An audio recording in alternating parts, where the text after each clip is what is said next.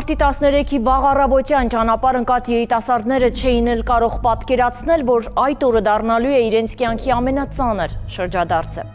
Միակնթարթում տեղի ունեցած ավտովթարը խլեց մեկ կյանք, ծանր վնասվածքներ պատճառեց մյուսներին և ճակատագրական հարված հասցրեց մի քանի ընտանիքների։ Սակայն ողբերգությունից 5 տարի անցել հարցերը շարունակում են մնալ անպատասխան, իսկ արդարության սպասումը անավարտ։ Ով է իրականում մեղավոր այս դեպքի համար։ Ինչու է գործը տարիներ շարունակ ձգձգվում առանց հստակ եզրակացության։ Ինչ հակասություններ կան գործի նյութերում և արդյոք բոլոր հանգամանքներն են պատշաճ քննության ենթարկվել։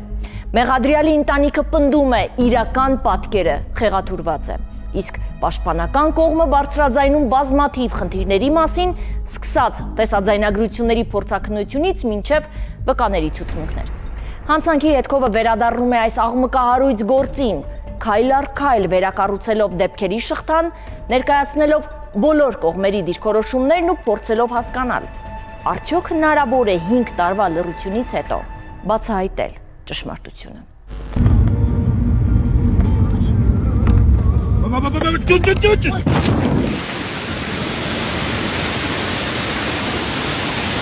Արդեն 5 տարի է, ինչ հանգուցալուծում չի ստանում ողբերգական ավտովթարի գործը, որը տեղի ունեցել մարտի 13-ի առավոտյան, ծառայության մեկնող երիտասարդների մասնակցությամբ։ Դեպքը ոչ միայն խլել է մեկ կյանք, այլև փոխել մի քանի ընտանիքի ճակատագիր, մինչ օրս թողնելով բազմաթիվ հարցեր անպատասխան։ Մեղադրյալ ճանաչված վարորդ Արտուրի մայրը մեծ զրույցում մանրամասն ներկայացրեց, որ այդ օրը երիտասարդները միասին պետք է բարձրանային ծառայության վայր, սակայն ճանապարհին տեղի ունեցածը ըստ նրա լի է հակասություններով։ Առավոտ իրանք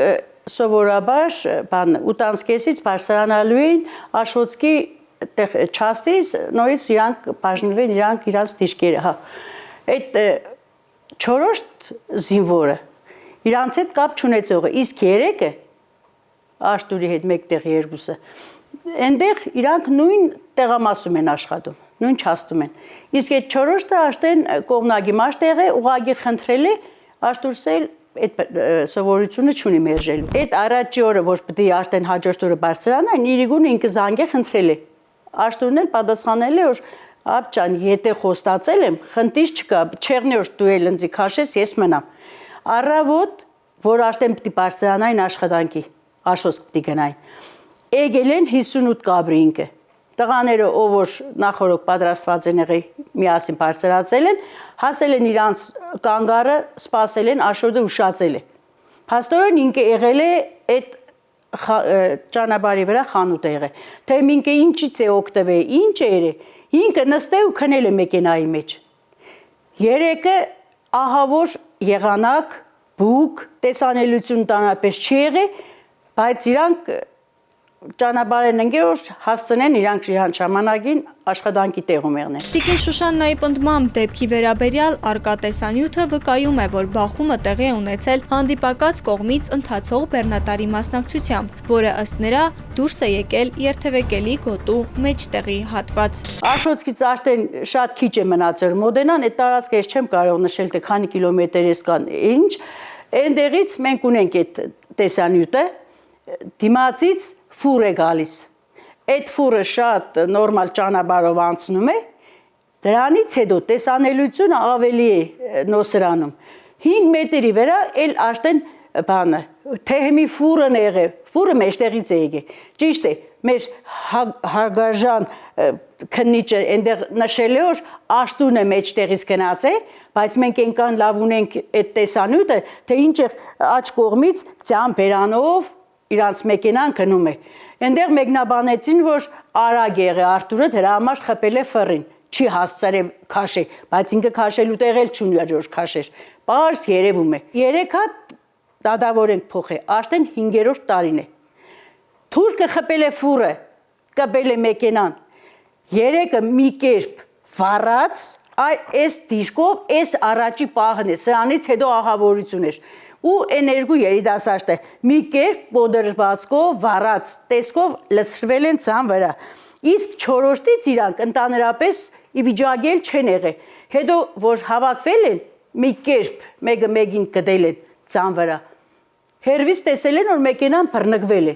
Նայել են, որ այդ չորոշտը չկա, այսինքն էլ իրանք այդ ժամանակը չեն ունեցել, որ նախորդ կամ ինչ որ բան ժամանակ տեղի մեջ չեն տեղավորվել։ Տեսվել են, որ մեքենան բռնկվել է։ Թույլ կնել, այդպես մենք էլի բան ունենք։ Ադրբեջանի ազգանունով Վրաստանի քաղաքացի։ Ֆուրը քաշված հերու 4 երիտասարդ 150 կիլանոց եզի նման շարված։ Մեկը չի մոտեցել մեր հայ երեխեքին զինվորներին ոչ մի օգնություն։ Հերու կանգնած այդպես նայել են։ Երկուսին տեղափոխել են Ղուգասյան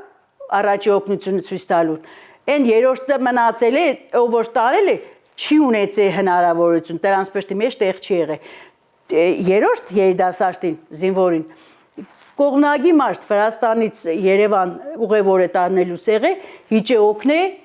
բերել են Գյումրի կենտրոն։ Ավտոմեքենաների բախումից հետո բեռնատարի վարորդը որևէ օգնություն չի ցուցաբերել տուժածներին։ Վթարի հետևանքով 1 անձ զոհվել է, եւս 3-ը ստացել ծանր մարմնական վնասվածքներ։ Արտուրը, ով եղել է մեքենայի ղեկին, մի կերպ փրկվել է, սակայն հենց նա է այսօր կանգնած մեղադրյալի աթոռին։ Գործով անցնող բեռնատարի վարորդը, որը Վրաստանի քաղաքացի է, սկզբում ներգրաված է եղել որպես վկա, սակայն հետագայում որևէ կարգավիճակ չի ստացել։ Անցել է 5 տարի,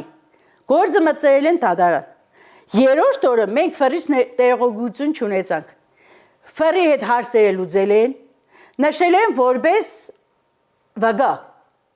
Երկու մեքենան խփել է իրար, մեր զինվորները եղել են մեղադրյալ, միանգամից մեղադրյալ։ Հակառակ կողմը եղել է դիտորդի դերում։ Փաստորեն իմ երեխես այդտեղ երկաթի է խփել, քարի է խփել, որ այդ մարդը հերվից տեսել է, եղել է վկա։ 5-րդ տարին է այս 3 երիտասարդները ամեն ամսվա մեջ ունենք նիստի օր։ Այս վերջի դատավորին մոդեցա, խնդրեցի թե հարգելի դատարան, դուք չեք պատկերացնել, ինք այդ ժամանակ այդ պահին Տաուշի մարզից էր գալիս։ Դուք այնտեղից հրանգավորում եք, որ ինքը զինվորը նիստ ունի, նույնիսկ չեք հարցնում, թե իրան երբ է հարմար այդ նիստի օրը, որ ինքը գոնե տեղում լինի, Գյումրիում լինու, առանց խնդիրների ներկա գտնվի, էլի չենք հրաժարվի։ Առավոտ ինքը նստել ու քնել է։ Հետ մարդու տեղ մեղավորությունը չկա, իրա կողքի զինվորը, դուրը բաց է, իջել է ներքև, դուրը բաց, մեքենան վարվել է, ինքը մեջ այրվել է, այդտեղ, ինչ խնդիր կա, բան չունեմ ասելու, դժվար է, դժբախտ դեպք է, նույնիսկ 10 օրը հետո որ Արտուրս աչքերը արդեն բացեց, ես արդեն զգացի, որ մենք կորուս չենք ունենա, դե մարմնագանը բնականաբար էլի փառք տիրոջ է, ես նույնիսկ սայլագի վրա նստելուն էի համաձայն, որովհետև ես իրան առանց ծնող եմ մեծացել ու ես գիտակցում եմ։ Ես հարցրեցի ընկերներին, որովհետև ես ծանոթ չէի այդ մահացողին, հարցրեցի թե տղեկ ջան,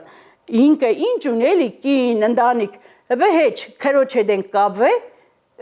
Տիկին Շուշան, եթե դու մեզի հետ կուկաս, մենք ես առաջինը ես եմ համաձայն։ Մենք իրանց նորմալ ձևով միացանք, գնացինք իրանց տուն, որտեվ ես էլ նույնիսկ վիճակի չէի գնալու, կպատկերացնեի, թե մայրը այդ վիճակին, գոնե երեխեն նորմալ ձևով հողին չհազնվի, ածխացել էր մեքենայի հետ, պատկերացրու։ Գնացել եմ, այն ամենավերջի բարերը Աշտուրից հասցեին։ Մեքենայում գտնվող մյուս անձանցից 2-ը այժմ ներգրաված են գործով որպես վկա։ Նրանց հետ մեր նկարահանող խումբը եւս կապ հաստատեց, փորձելու համար պարզել դեպքի վերաբերյալ որոշակի լրացուցիչ տեղեկություններ եւ դեպքի վերաբերյալ առհասարակ իրենց տեսակետը լսելու համար։ Սակայն վկաների խոսքով շատ բան դեպքից չեն հիշում։ Ավելին, չեն ցանկանում որևէ կերպ կրկին վերապրել այդ օրվա զգացողությունները։ Նաեւ աշխատանքի բնույթով պայմանավորված, խոսելու առումով շատ սահմանափակված են։ Գործով պաշտպանական կողմի ներկայացուցիչ փաստաբան Մովսիսյանը եւս մտահոգիչ է համարում դատավարության ձգձգումը։ Նրա խոսքով արդեն 5 տարի շարունակվող քննությունը չի հանգեցրել հստակ պատասխանների, մինչդեռ առկա են մի շարք վիճելի հանգամանքներ, որոնք ըստ նրա պետք է լրացուցիչ քննության առարկա դառնան։ Այս պահին գործը գտնվում է դատաքննության փուլում, վստահորդից առաջադրված է մեղադրանք նախկին քրեական օրենսգրքի 242-րդ հոդվածի 2-րդ մասով, արդեն շուրջ 5 տարի այս գործի քննությունը ընթանում է։ Հիմնական իրավական խնդիրը, որ մեր կողմից բարձրացվում է դատարանի առաջ, այն է, որ մեղադրանքի հիմքում դրված փորձագետի եզրակացությունը, որով պատահարում մեղավոր է ճանաչվել ինվեստորը, հիմնավորված չէ եւ մենք դատարանին միջնորդել ենք նշանակել կրկնակի փորձաքննություն, որը դատարանի կողմից մերժվել է։ Մեր կարծիքով դատարանը ցանկություն է ունի արտահայտությունը իրականացնել եւ բարձել պատահարում իրական մեղավորին, որի քննության այս դեպքում ինվեստորին պահում է դատավարական հարկադրանքի միջոցների ազդեցության շրջանակներում եւ անընդհատ դատական նիստեր բնականաբար դա եւս դատարան դատականության իրավունքի հետ համահունչ չէ։ Դեպքի օրը մայրը լավ է հիշում, ըստ նրա, որդին այնքան սարսափելի վիճակում է եղել, որ ինքը նույնիսկ ուժ չի գտել իր մեջ գրկելու որդուն։ Մենք որ իմացանք այդ դեպքի մասին, մենք Աշտուրից տեղեկություն չունենք։ Իմ տղան Վարոշտը Արտուրն է։ Տեղեկություն չունենք։ Կողմնագի այս կողմեն կողմ զանգերով իմացանք, որ եղել է հիվանդանոցում Ղուգասյանից ու դուրս են բերել։ Ուր են տարել, ինչ են երել, մենք տեղեկացված չենք։ Հանձնարարեցին, որ Աշտուրին ռոզիսկ են տվել։ Աշտուրը շատ լավ է եղել, այնտեղ մեկնաբանել են, Աշտուրը շատ լավ է եղել, առաջ օգնությունը ստացել, դուրս է կրվել։ Պարզվեց, որ Աշտուրը շատ վատ վիճակում է եղել ու այստեղից աշտեն որ հրանգը գնացել որ Աշտուրը ռոզիսկի մեջ է, իր ղեկավարը, իր մեքենան տրել բերում է դեպի Գյումրի կենտրոն։ Մի անգամից քնճագան բերեցին, որտեղ որ ես աշտեն այնտեղ սպասում էի Աշտուրին։ Աշտուրը մեքենայից իջել է, ես իմ երեխիս այդ 3-4 ժամվա մեջ ես չեմ ճանաչել, դարձել է անճանաչելի։ Այս վզի մախրը հալվե մաշկին էր կբե։ Գլխարկի մասին խոսք չկա, ու գլխարկը գլուխը չէր տրվել, ձեռքն էր պահած։ Ձեռքը այս դուրը բացելուց այս բաները, երակները աշտեն երևում էր։ Ես ի վիճակի չեմ եղել երեխիս կրկեմ։ Քննիչների վերաբերմունքը դեպքի օրը ծանր վնասվածքներ ստացած մեղադրյալի նկատմամբ մայրը եւս անթույլատրելի է համարում։ Մինչ օրս հիշում է որդուն այդ վիճակում եւ զարմանում վարույթն իրականացնող մարմնի նման վերաբերմունքի վրա։ Երեխիս աչքերը կփակվի, անզգայացած դե այնտեղ առաջ օգնությունը որ ցույց են տվել, ինքը արդեն ի վիճակի չէր ոչ նստելու, ոչ խոսելու, դեմքից այրունը կատում էր բանի ջերի հետ դեմքից ներքև։ Քննիչներից մեկը թե ապջան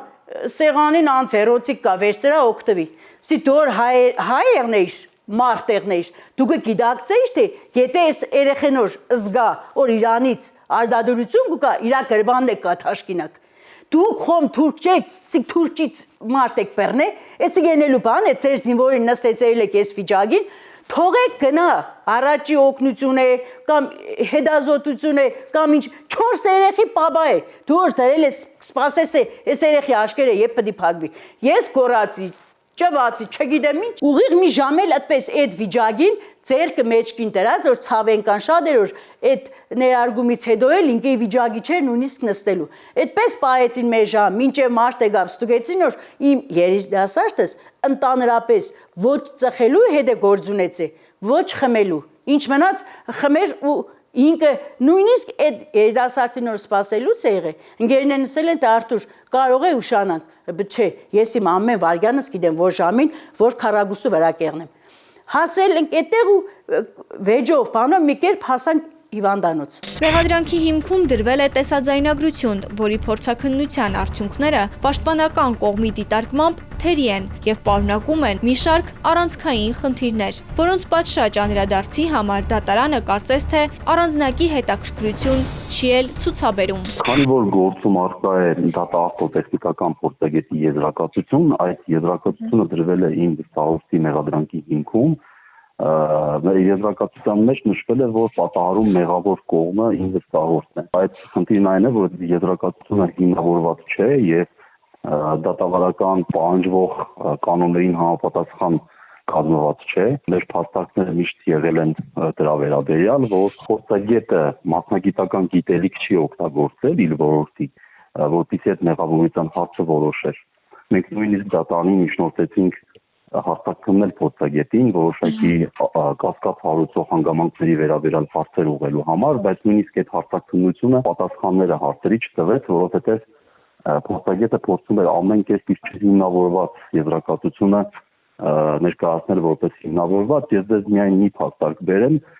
փորձագետի հետևությունը, որին վստահորեն է մեղավոր պատահարում, հիմնվում է ընդամենը գործնյութերում առկա մի տեսագրության վրա, որտեղ պատահարի պահը ֆիքսվել է եւ չկա որևէ հատուկ գիտելիք, որը փորձագետը օգտագործել է եւ դրա հիման վրա այդ եզրակացությունները կատարել է։ Այսինքն ընդամենը վիզուալ դիտելով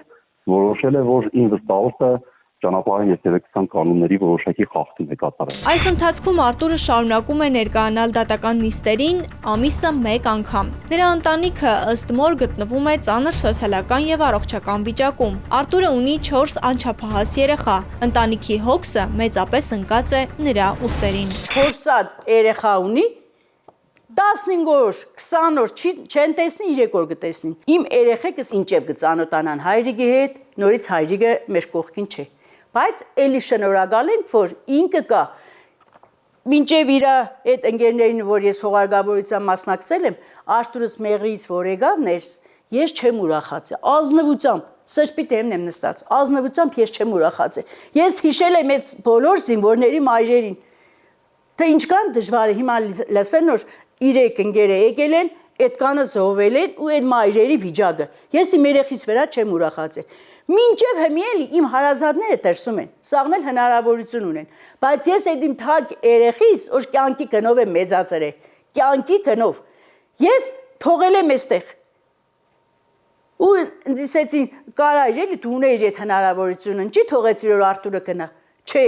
Արտուրը 4 հատ պիտի մեծցնե։ Եթե Արտուրը պայ մտնի, իր երեխեքը ինչ պիտի սովորեն իրանցից։ Այսպիսով պաշտպանական կողմը կարևորում է ապացույցների արժանահավատությունը եւ շեշտում, կասկած հարուցող ապացույցները չեն կարող դրվել դատապարտման հիմքում։ Մեր խնդիրն է, որ գործով մեղադրանքի հիմքում դրվեն պատշաճ ապացույցներ եւ եթե ինվեստորը այդ ապացույցների հետազոտման արդյունքում մեղավոր կճանաչվի, մենք չենք էլ առարկում եւ չենք էլ ասում, որ միանշանակ ինվեստորը մեղավոր չի, բայց անձի դատապարտման հիմքում չի կարող դրվել այնպիսի ապացույց, որը ի սկզբանե կասկած է հարուցում։ Այս պահին մենք գտնվում ենք դատական վիճաբանությունների փուլում, հանրային մեղադրողը ներկայացրել է իր մեղադրական ճառը, պատրաստվում ենք մենք եւս ճառով հանդես գալ, որով մեր հիմնավորումները ավելի մանրամասն կներկայացնենք դատարանին։ Պաշտպանական կողմի նպատակը մեկն է՝ այսքան տարի անց հասնել արդար դատաքննության։ Անձը այս պահին մեղադրվում է միջին ծանրության հանցանքի համար եւ այդպիսի հանցանքի քննության համար 5 տարի ժամկետը չափազանց շատ է եւ անձի իրավունքները որոշակի սահմանափակման են ենթարկված, այս պահին կա ընտրված խափանման միջոց, բացակայելու արգել, անձը ստիպված է լինելու պարբերաբար դատական նիստերի մասնակցել իր աշխատանքից որոշակի ժամկետով կտրվելով, այսինքն այդ դատավարական սահմանափակումները 5 տարի շարունակ գործում են, որը արդար դատաքննության իրավունքի հետ համահունչ չէ, բայց ամենակարևոր խնդիրը մեր համար այս պահին որպեսզի դատարանը կարողանա իրոք արտարադատություն իրականացնել, ժամկետը այս պահին երկրորդական է, եթե արդյունքը լինելու է ոչ արդար, այսպես ասեմ։ Արատավոր պրակտիկա է, երբ արդեն իսկ ներկայացված մեղադրանքը դատարանի կողմից պատշաճ քննության չի իրականացում այդ ուղղությամբ եւ ընդունվում է որպես կանոն, որպես վերջին ճշմարտություն այն վարկածը, որը մեղադրանքի կողմն է ներկայացրել։ Ցավոք սրտի դատարանը ցանկություն չունի տեսնել իրականությունը եւ գործով արդարադատություն իրականացնել։ Սա է հիմնական խնդիրը, եթե առաջին այտանի դատարանում չունենանք արտադատություն դիմելու ենք բնականաբար նաև վերաքննիչ ակցիաներ։ Ես այսքան ժամանակ այս ամեն process-ին ես ներկա եմ։ Արդեն ուժասպառ ենք եղել, հագեցել ենք,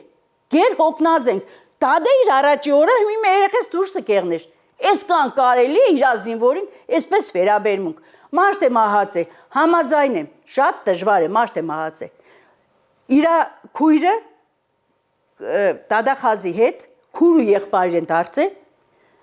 շահերի պաշտպանը Դադախազն է։ Սկզբից ինքը հայտարարեց, որ եղբայրս մահացել է, ես ծախսեմ իր պատճառով առանց հիմնավորելու, այդպես մեկնաբանում է, առանց պատճառի, որ բանը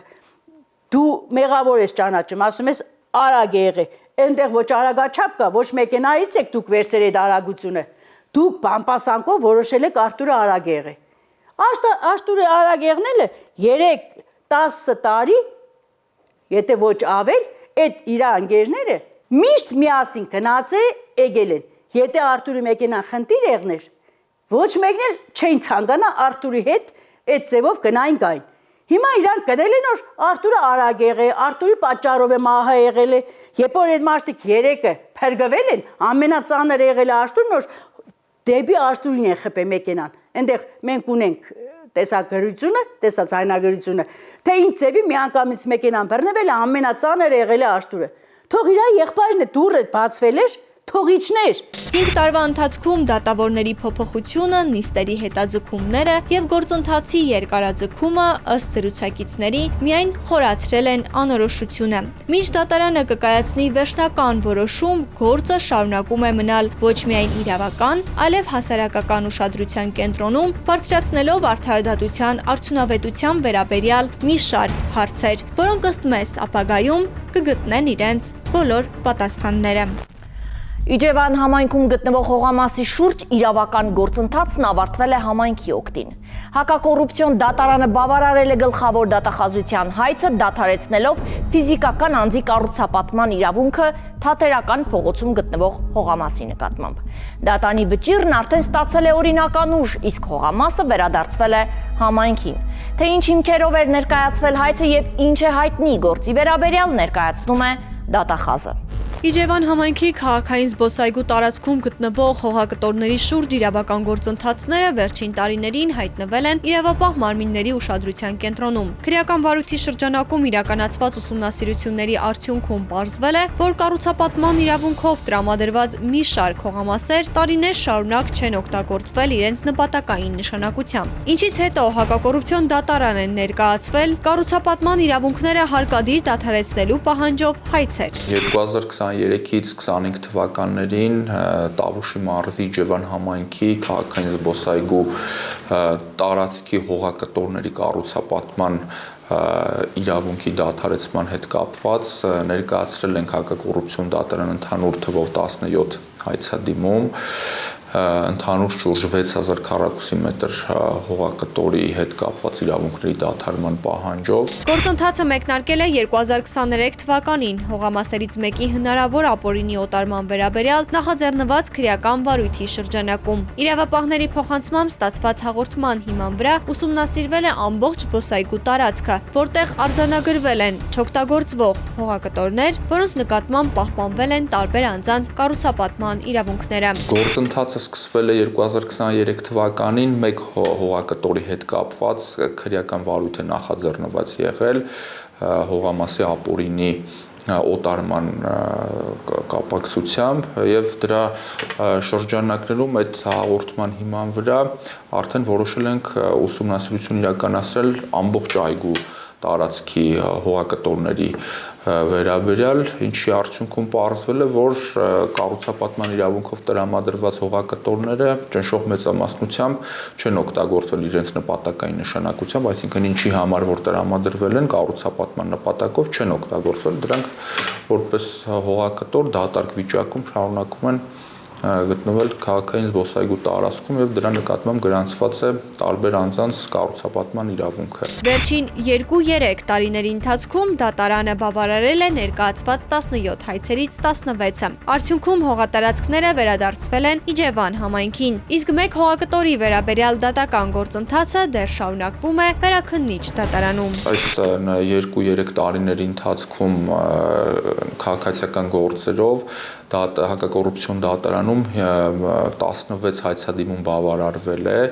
եւ փաստացի հողատարածքները վերադարձվել են Իջևան համայնքին, այսինքն սուբյեկտների կառուցապատման իրավունքը դադարեցվել է նշված հողամասերի նկատմամբ եւ հողամասերը վերադարձվել են համայնքներին։ Մեկ հողամասի վերաբերյալ քաղաքացիական գործի քննությունը վերաքննիչ դատարանում դեռևս շարունակվում է եւ վերաքննիչ բողոքի քննության ավարտից հետո արդեն պարզ կլինի գործի ընթացքը, այսինքն հողամասի ճակատագիրը։ Իրավապահ մարմինները հողում կատարելով հողային օրենսգրքի 102-րդ հոդվածին հակակոռուպցիոն դատարանը ներկայացրել ընդհանուր 17 հայցադիմում, շուրջ 6000 քառակուսի մետր մակերեսով հողամասերի նկատմամբ կառուցապատման իրավունքները հարկադիր դադարեցնելու պահանջով։ Հողային օրենսգրքի 102-րդ հոդվածով նախատեսվում է կառուցապատման իրավունքով տրամադրված հողամասը 3 տարվա ընթացքում չօգտագործելու դեպքում դրա նկատմամբ կառուցապատման իրավունք ունեցող անձի կառուցապատման իրավունքի դադարման հարկադիր կարգով կառուցապատման իրավունքի դադարեցման հնարավորություն եւ այդ նորմի հիման վրա հողային օրենսգրքի 102 հոդվածի հիման վրա դիմել ենք դատարան նշված սուբյեկտների կառուցապատման իրավունքը հարկադիր դադարեցնելու պահանջով եւ բավարարվել է հողամասերը վերադարձվել են համայնքին։ Համապատասխան աշխատանքները շարունակվում են, իսկ դատական վերջնական ակտից հետո պարզ կլինի նաև վերջին հողամասի իրավական կարգավիճակը։ Հայաստանի Հանրապետության ոստիկանության մեր գործընկերների հերթական բացահայտումներին անդրադարձել է մեր լրագրող Էլիզա Գալուստյանը։ Մայիսի 12-ին համայնքային ոստիկանության Սիսիանի բաժնի ծառայողները ստացել են օպերատիվ տեղեկատվություն, որ անչափահաս 2 պատանիներ 12-ամյա մի տղայի հայհոյել ու ապտակել են, նվաստացրել են նրան եւ այդ ամենը նկարահանել բջջային հեռախոսով։ Հետագա միջոցառումներն իրականացվել են մանկավարժների հետ ակտիվ համագործակցությամբ։ Արդյունքում 14-ամյա 2 պատանիները հայտնաբերվել են եւ տեղափոխվել համայնքային ոստիկանության բաժին։ Կազմված փաստաթղթերն ու առգրաված բջջային հեռախոսը, որով կատարվել էր դեպքի տեսագրությունը, ներկայացվել են Սիսիանի քննչական բաժին։ Նման դեպքերը գտնվում են համայնքային ոստիկանության մշտական ուշադրության կենտրոնում։ Անչափահասների նման դրսևորումները կանխելու նպատակով համայնքային ոստիկանները համագործակցում են մանկավարժական կոլեկտիվների հետ, սակայն շատ կարևոր է նաև ծնողների եւ ընդհանրապես համայնքի բոլոր անդամների ակտիվ ներգրավվածությունը։ Ծանուցում։ Հանցանքի համար մեղադրվողը համարվում է անմեղ, քանի դեռ նրա մեղավորությունն ապացուցված չէ Հայաստանի Հանրապետության քրեական դատավարության օրենսգրքով սահմանված կարգով դատարանի օրինական ուժի մեջ մտած դատավճռով։